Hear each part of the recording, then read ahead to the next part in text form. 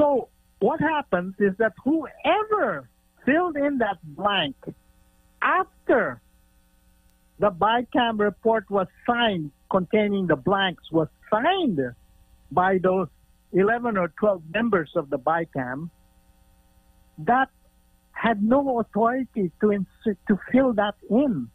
And therefore, that is, whoever did it constitutes a falsification of a public document. The President would have exercised diligent efforts into looking back at what was the issue raised by her own sister herself, advising the Executive Secretary on the matter. Kasi panggaling ng Kongreso yan, pag-transmit yan sa Office of the President, ang ginagawa ng Office of the President ay pinapa-review yan. A red flag for the Office of the President to investigate how the BICAM enrolled bill emerged with the blanks of the bicameral report filled after said BICAM report was signed containing the blanks. It was the duty of the Office of the President to conduct due diligence before recommending the enrolled bill be signed by Bongbong into law.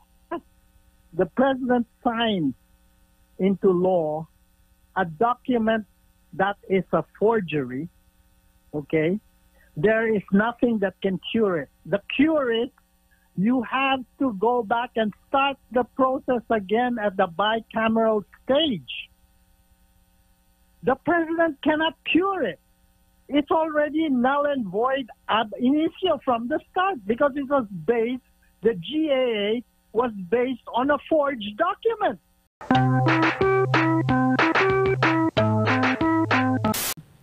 Well, I understand you want to talk about the 2025 General Appropriations Act. Is that it? Yes, sir. One of which, isa lang po yan sa mga pag-uusapan natin. Pero yaman at binanggit po ninyo, Sir Jose, ano po ang una niyong reaksyon nang marinig po ninyo yung smoking gun na tinuran ni former President Rodrigo Duterte hinggil po sa issue ng 2025 BICAM? Well, you know, I think it might be useful for the understanding of your audience, your listeners, that I begin by outlining the steps of how the preparation and approval process of the GAA, okay, the General Appropriations Act, because there are 5 steps.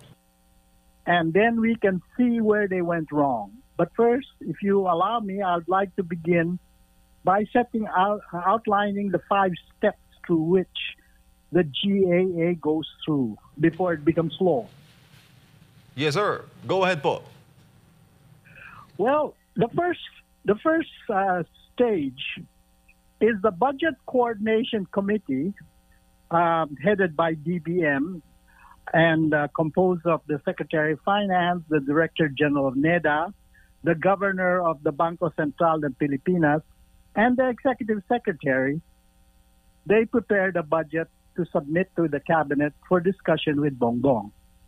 Now, the role of the Executive Secretary is to exercise general oversight over the preparation of this budget and for its discussion at the Cabinet, okay? After approval by Bongbong, this is the second stage, after approval by Bongbong and his Cabinet, the budget proposals then are submitted to Congress. In Congress, this is the third stage, the budget proposals are first received by the Committee on Appropriations of the House of Representatives. This was the committee that was formerly chaired by Zaldico of Bicol and now by Stella Kimbo of Marikina. Now, this committee, the Committee on Appropriations of the House of Representatives, summons the department and agencies to a hearing to justify their budget. After that, the budget proposals go to the Senate Finance Committee for another round of hearings. The Senate Finance Committee then presents its proposals with any amendments to the budget bill service of the House of Representatives. Where there are differences between the Senate and the House of Representatives budget proposals, these are submitted to a bicameral conference committee composed of members of both houses of Congress to reconcile and resolve their differences. Now, the fourth stage is that the enrolled bill of the bicameral committee, known as the BICAM, then goes to Bongbong, who has the power to veto line items for approval and then signature into law as the General Appropriations Act, the GAA. The enrolled bill of the BICAM must submit appropriations in specific amounts for salaries, wages, benefits, maintenance and operating expenses, and capital outlays to be spent on the execution of projects by government departments and agencies for a specific year. In this instance, we're talking about fiscal year 2025. The enrolled bill cannot contain blanks, and this, according to Executive Secretary Lucas Bersamin, is what he received from the BICAM in the office of the president. This is the last stage. After the BICAM proposals in the enrolled bill is signed into law as the 2025 General Appropriations Act by Bongbong Marcos, it constitutes the authority for execution by departments and agencies of projects assigned to them and audit by COA to ensure transparency and accountability. Now, what went wrong in this process? The BICAM report signed by 11 or 12 of its members contained blanks, 28 blanks, 13 pages, 28 blanks, as copies of the document show. Now, who filled in the blanks is what is being contested. This is important because whoever filled the blanks were incorporated into the enrolled bill sent to office of the president for Bongbong's approval to sign into law. Now, Senator Amy Marcos on December 16th stated publicly in her video and in her separate document statement that she refused categorically to sign the BICAM report that contained blanks. She also advised Executive Secretary Bersamin not to make her brother approve and sign a flawed budget.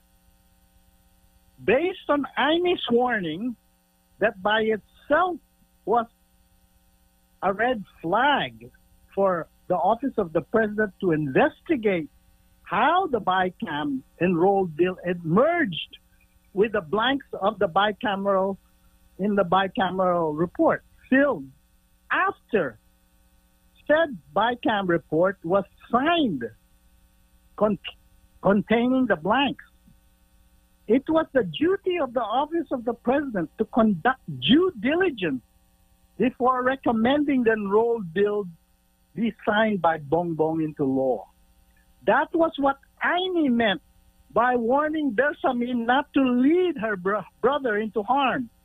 It was the duty of Bersamin as executive secretary to protect the president because whoever filled in the blanks is liable for an act of forgery or falsification of public documents. Yes, The sir. enrolled bill being a falsified document, despite having been signed by Bongbong into law as the 2025 General Appropriations Act, is null and void ab initio. Being void from the start, the government has no authority to draw on funds for projects specified therein. That Bersamin did not conduct due diligence after receiving a warning from Senator Amy Marcos makes Bersamin liable for making Bongbong sign a fake document into law. It was clearly an act of negligence or deliberate attempt to railroad a General Appropriations Act for which Bersamin must be held responsible and accountable. Now, the question is, who filled in the blanks? There were 28 blanks in that 13 pages. Mm-hmm. Now, I think that, I suspect that Martin Romualdez knows. And my own suspicion is that it had to be someone who would benefit most from the insertions, the budget insertions in there. Now, some people are asking whether Zaldico was fired as chairman of the House Appropriations Committee because he was the one who inserted it. Now, I don't know whether Zaldico did, but there is no doubt that as the chairman of the House Appropriations Committee, he was in the front line, okay? Now, we don't really know whether he did or whether he was responsible for filling those blanks, or whether it was somebody else who did it on the orders of somebody else. That we don't know. But the strange process of having the 2025 GAA become law has drawn the ire of many on social media. Even Tony Carpio, a former associate justice of the Supreme Court, whom I respect and I know personally, because we worked together in the in the office of the president when he's chief legal counsel during the time of FVR, and I was FVR's presidential assistant. Now, Tony pointed out the unconstitutionality of the law because under Article 14 of the Constitution, it mandates that the highest budget priority should be allocated to education, then to public works, which has been rewarded by a substantial budget increase despite the failure of DPWH to account for 1.3 trillion spent on 5,500 supposed flood control projects that did not protect Metro Manila and adjoining provinces from becoming a gigantic swimming pool. Carpio pointed out that the 26 billion taken from education and healthcare to fund ACAP is in reality a scam disguised as aid for purposes of the 2025 midterm elections. He referred to the zero funding of PhilHealth as a declaration of war on the poor. Yes, sir. Wait a minute. Yes, sir. I just would like to add a few more things. He castigated also the Supreme Court, the guardian of justice, of being terrified of Congress than doing its duty.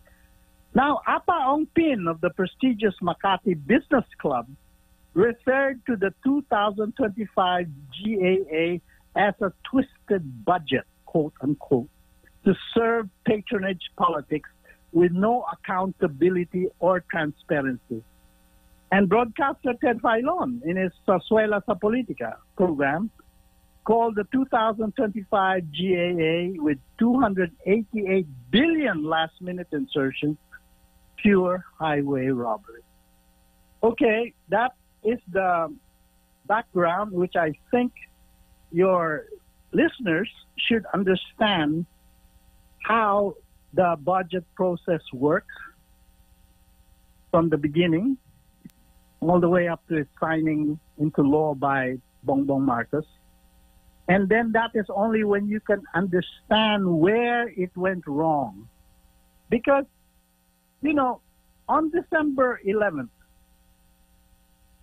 the signed BICAM report was received by the House Bills and Index Services containing 13 pages and 28 blank items.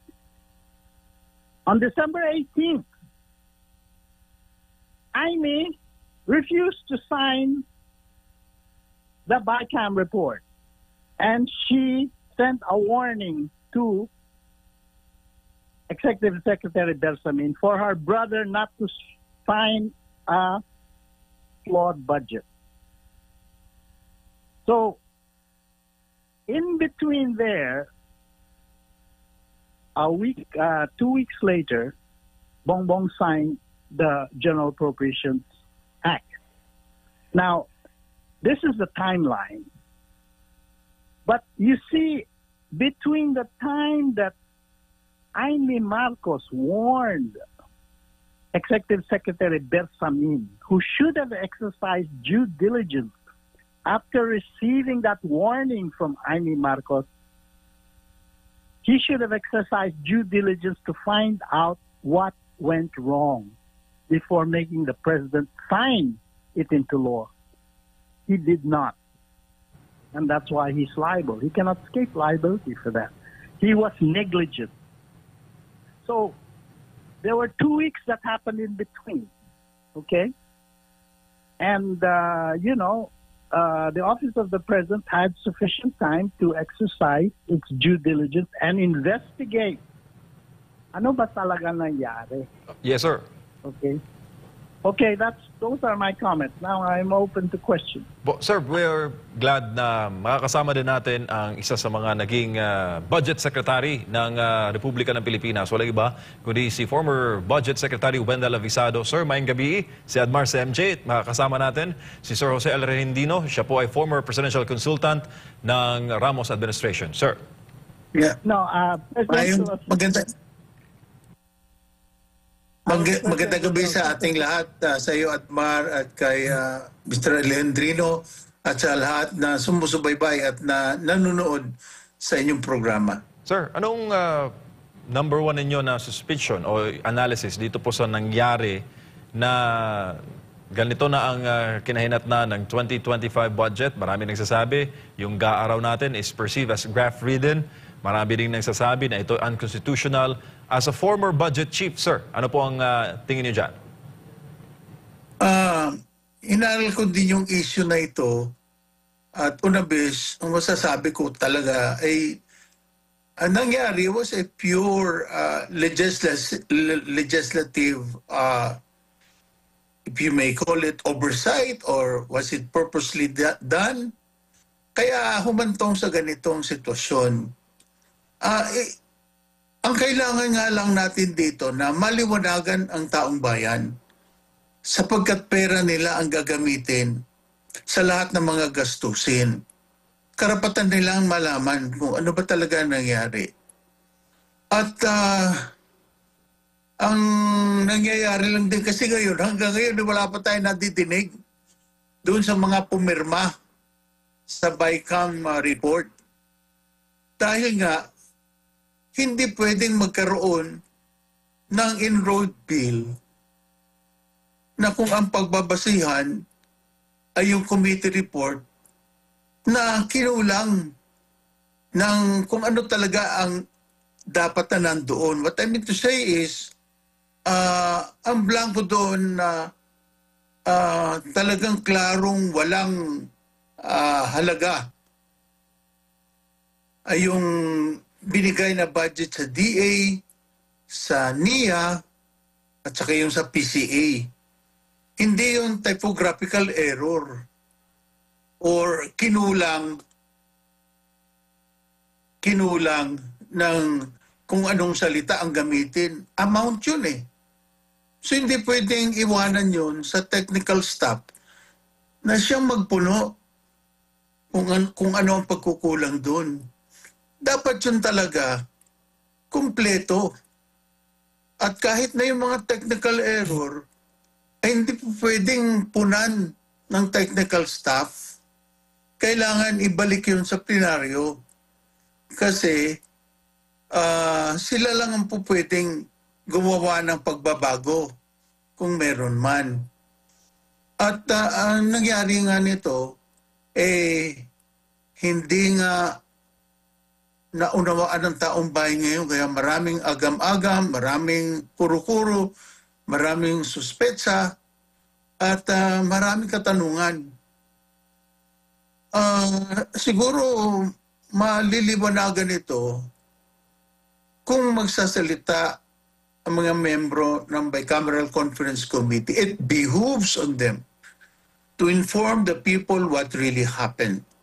Because it cannot be that there can be a law, the basis of which is questionable. As already stated by Mr. Alejandrino, and a lot more of those who have previously been interviewed on this issue, that the President would have exercised diligent efforts into looking back at what was the issue raised by her own sister herself, advising the Executive Secretary on the matter. Kasi panggaling ng Kongreso yan, pag-transmit yan sa Office of the President, ang ginagawa ng Office of the President ay pinapa-review yan for study and recommendation. Yun yung trabaho namin, no? Nire-review namin yung enrolled bill until it is signed into law and therefore will now constitute as the General Appropriations Act. Inaaral po namin yan sa DBM. Ano yung mga items na kailangan tingnan vis-a-vis the submitted or recommended National Expenditure Program by the President. At doon makikita natin ang comparison.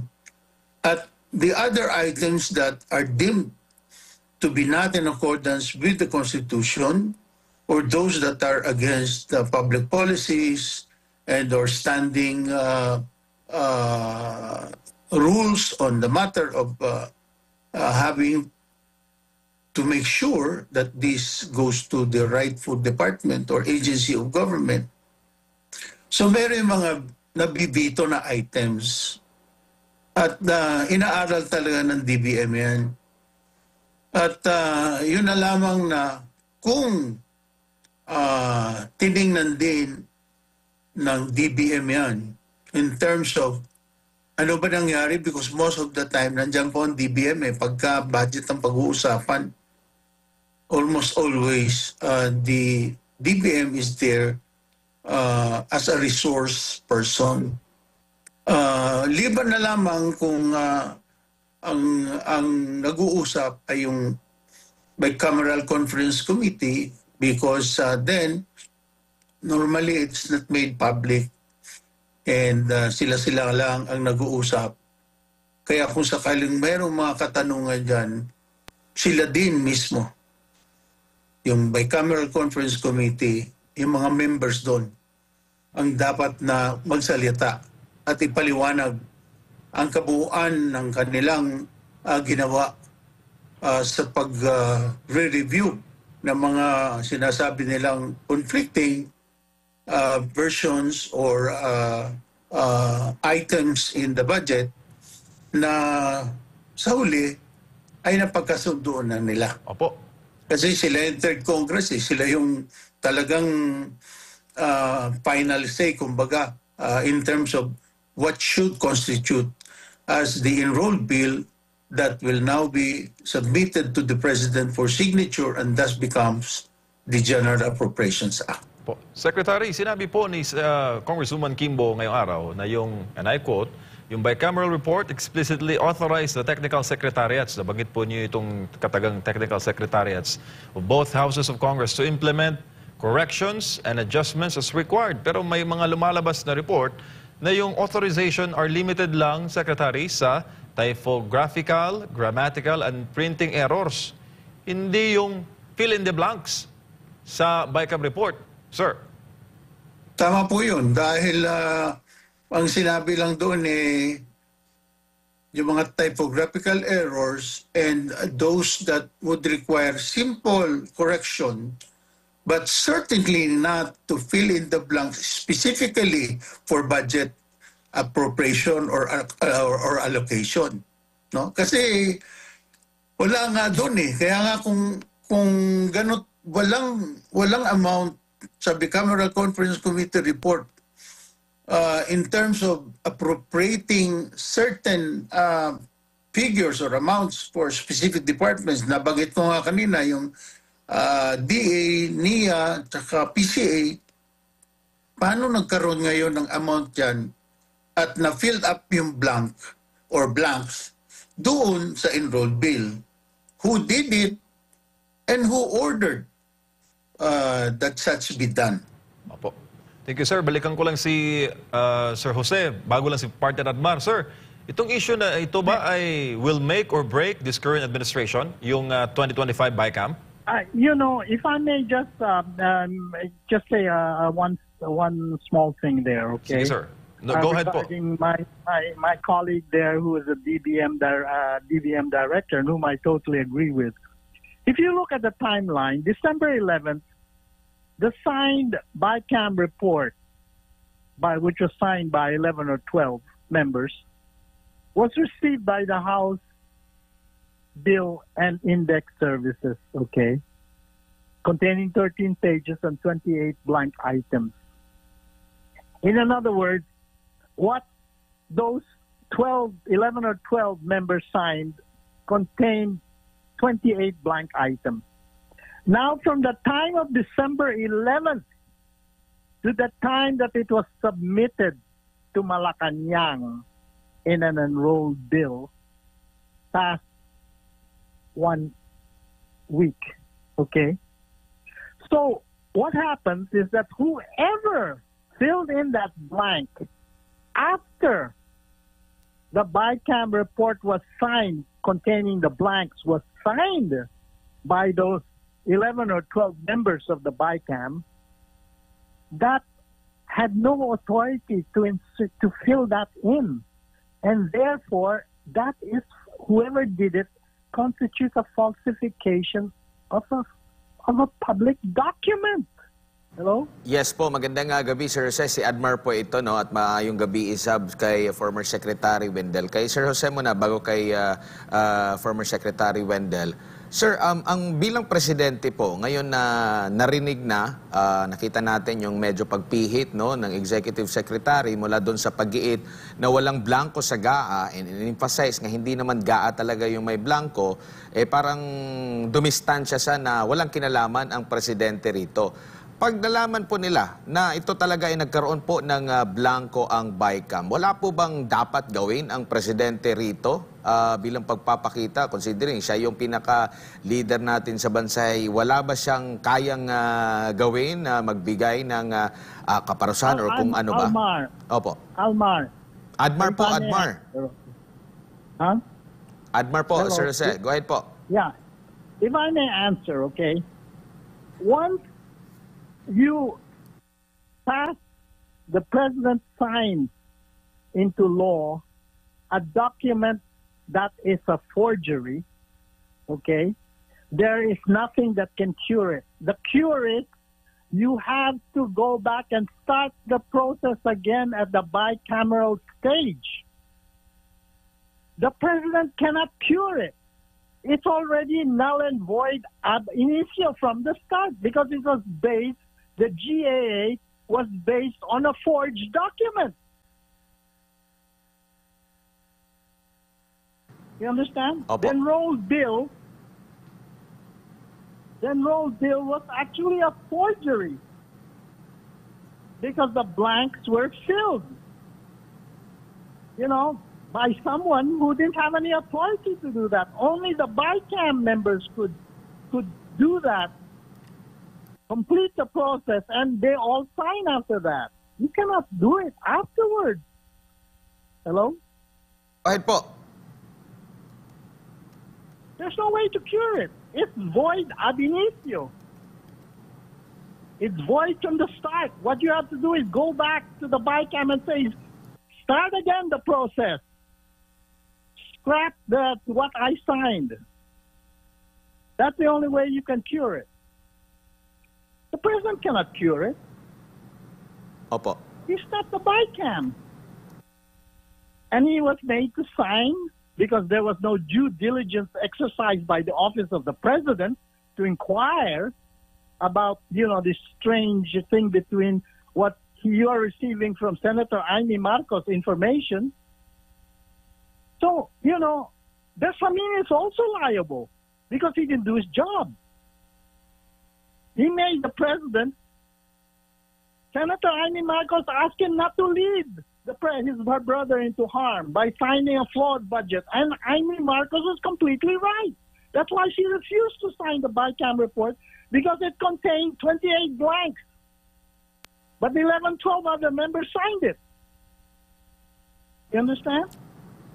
Opo. You Maraming got it? salamat po, Sir Jose. Kay Secretary Wendell Avisado, Sir, maaari po ba ito? Kasi tapos na, may gaan na, 2025, no?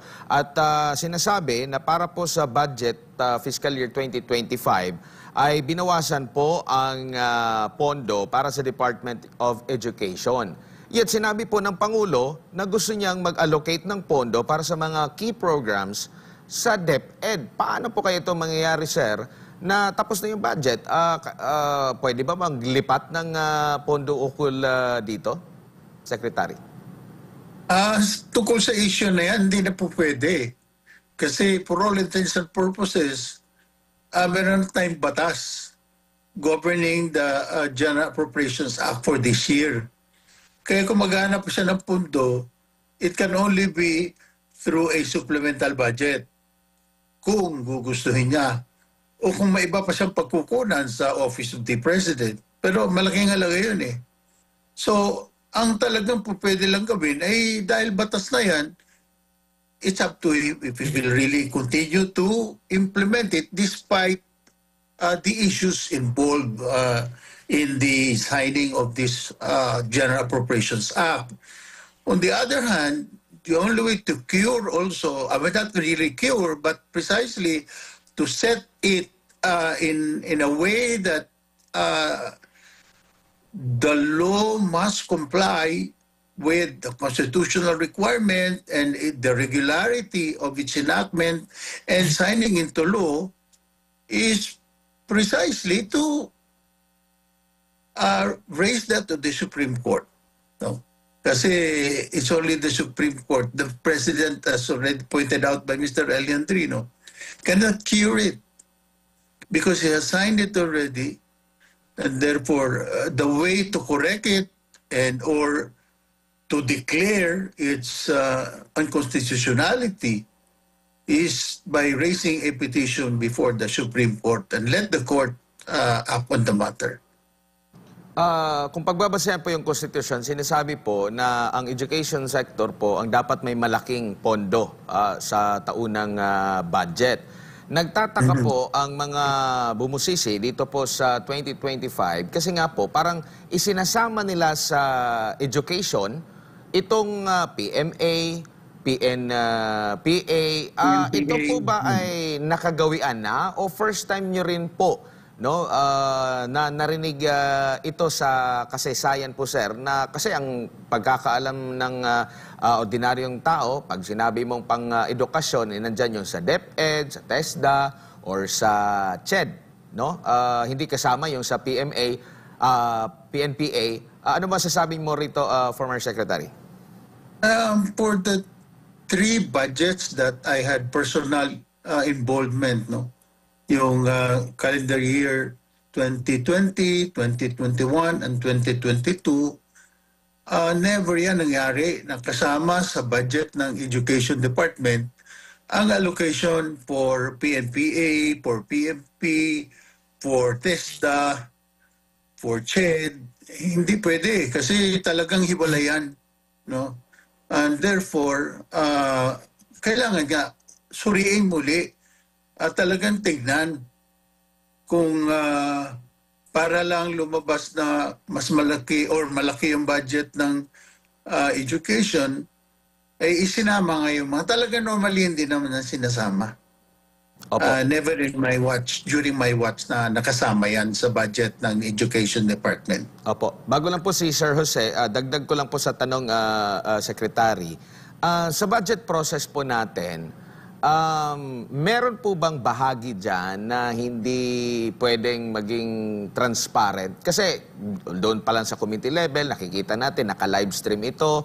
Pagdating sa plenaryo, both houses, talagang yung debate, bukas sa public. Pero pagdating doon sa BICAM, medyo doon kung sabi nga, ito na yung pinakamalapit, no? Doon sa finals. Pero yun pa, yung hindi accessible or hindi ma-access, kumbaga malalaman na lang natin siguro after na. So kung walang bubusisi at magpapahayag ng mga mambabatas, malalaman na lang natin after na nalagdaan ng Pangulo kung ano talaga ang final budget. May proseso po ba dyan na pwedeng hindi maging transparent sa budget process? Actually po, that's purely legislative discretion and a decision on how to conduct the hearing of the Bicameral Conference Committee. Nasa discretion po nila eh. Sila lang po talagang nakakapangyayari dyan pagdating sa proseso ng pagbabalangkas naman muli o pag-review muli ng Bicameral Conference Committee on the conflicting versions or items in the budget that they need to reconcile. So, prerogative po talaga lang ng Kongreso yan. Wala pong ibang po pwede magdikta sa kanila. So, kung gusto nilang gawing open yan, magiging open yan. Kung magiging confidential naman or private, hindi public, therefore they can also do that through an executive session lamang. So, yun yung kanilang prerogative and discretion na hindi naman natin pwedeng questionin kasi kanila nga yun eh. Sila naman yung talagang may kapangyarihan to appropriate the budget and to come up with the enrolled bill to constitute as the General Appropriations Act once signed by the President. Opo, kay Ginoong Jose, same question po dito po sa transparency ng budget process. Sa pagkakaalam nyo po, ano po ang ano dito, lalo na sa usaping transparency po, Sir Jose? Well, I think, even if they want to discuss it in the BICAM, I always felt that all the discussions there should be a tape recording of it. And later on, when there are questions asked, how did this happen? They release a tape recording, okay, of the discussions that went on inside the BICAM. And let the people be the one to judge whether what they did was right or wrong. All right? There's nothing to prevent them from tape recording the whole session. And, if something went wrong in the process, later on something happened like this particular case, then the Speaker of the House and the Senate should say, okay, here is the tape recording of what went on, and you be the one to judge what went wrong. Okay? Transparency. That's all. That's how I would do it. Of course, Secretary Avisado is right. That depends on the legislature. But if they want to be transparent when they're regarding the proceedings, they should tape record the sessions that went on during the BICAM. And if something goes wrong, the President and the Speaker of the House, the President of the Senate and the Speaker of the House, can agree to release those tape recordings and let the people judge who did right or who did wrong. That's what I would do. Opo. Bago lang balik si partner MJ kay former secretary. Sir, nakagawian na po ba na di po ba meron kayong isa-submit na ito yung proposed budget ng iba't ibang mga opisina, iba't ibang mga ahensya ng gobyerno. Tapos kahit hindi po ni-request ng isang ahensya, may kapangyarihan po ba si BICAM na dagdagan kahit hindi naman ni-request, hindi naman hiningi, hindi naman hiniling, bigla na lang sulpot doon sa mismong GAA. Maaari po ba yan, former secretary? Nasa power nila yan, to adjust the allocation of budgets. So, pagbabawas sila sa isa, idadagdag mo nila dun sa isa.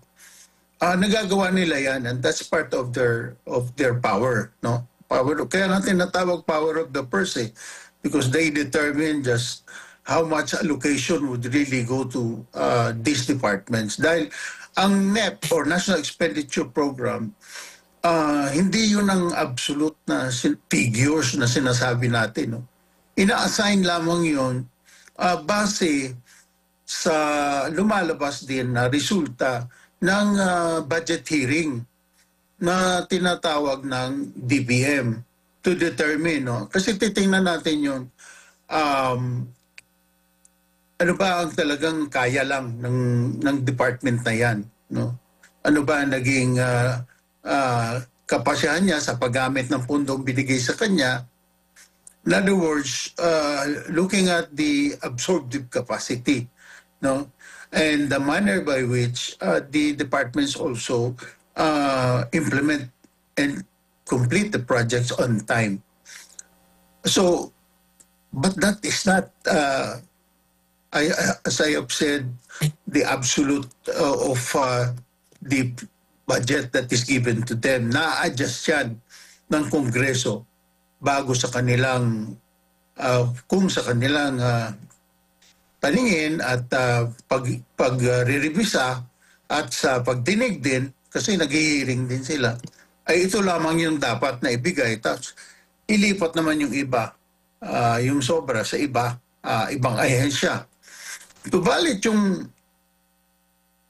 paglalagay ng panibagong item na wala sa National Expenditure Program ay bagay na dapat tingnan din because their power is to appropriate on items recommended by the President. But they cannot introduce new items not found in the National Expenditure Program because it's only the executive department who can do that. Sila na nga ang magre-review at mag-a-approve. Sila din ba ang gagawa ng panibagong item sa budget or sa National Expenditure Program? That's a question that has to be answered also Kasi never nangyari sa amin yan. Sa amin, during my time, kung merong kailangan baguhin at maapektuhan ang recommended National Expenditure Program, nag-iirata kami. Merong may term dyan that the President will send up a communication to Congress that this is something urgent that was not included in the National Expenditure Program, and therefore request that this be also considered to form part of the General Appropriations Bill. Kasi yung National Expenditure Program, once submitted to Congress, becomes the General Appropriations Bill. Once na matawag na ang first reading yan, then ibibigay na yan kaagad, antimano, sa Appropriations Committee. At yan na will constitute as the General Appropriations Bill that will be subjected to a lot of hearings, no? Hanggang sa ma-approve ang second reading, then ipa-finalize nila, approve ang third reading, then i-transmit na nila sa Senate. No? So yun yung ding katanungan doon na kailangan din makarating sa kaalaman ng taong bayan. Opo. Sir, nabanggit po ninyo mga Ginoo yung katagang taong bayan. Ito po yung huling tanong at mula po ito sa ating global audience. Pinapaabot po nila sa inyo. Ano raw ang kanilang magagawa ng mga taxpayer para makasingil tayo sa accountability sa lahat po ng mga napupuna na kamalian sa 2025 BICAM report. Unahin ko lang po si Sir Alejandrino. Sir. Yeah. I think this is my personal view, okay? That the budget should be, when Congress is looking at the budget, they should first establish what are those priorities that are in the Constitution first. Secondly, what are in the NEDA development plan, okay? Now, if there is something else that arises later, which was unexpected, they can always go back for a supplementary budget from Congress. But first of all, they should stick to what are the priorities as determined in the Constitution and what is in the NEDA development plan, okay? The medium-term development plan. All right? Because otherwise we get nowhere. If we keep changing and you say, oh, I don't like this, and we'll introduce something else. For goodness sake, that's not how government should work. That's the reason why you have NEDA there. Otherwise, if you don't follow what NEDA is saying, well, forget it. Might as well scrap NEDA. Thank you, sir. Secretary Avisado, sir. Sa puntong pinag-uusapan natin ngayon, in relation to ano magagawa ng taong bayan, manatili po tayong nakamanman at vigilant tayo sa mga nangyayari dahil yun lang ang paraan na mapaabot natin, no? Sa kaalaman ng mga namamahala ng ating pamahalaan ngayon na concerned tayo, na nag-iisip tayo dahil yung taxes na binabayad natin ay siyang ginagamit ng gobyerno. Yan ba ay talagang tama na gastusin sa mga bagay na sa ating paningin ay hindi naman nararapat, no? Because if we don't really care for our country and let government know of our sentiments and our concern, baka po talaga kung saan na tayo mauwi. Because there's really is a problem that we're facing now. Mm-hmm.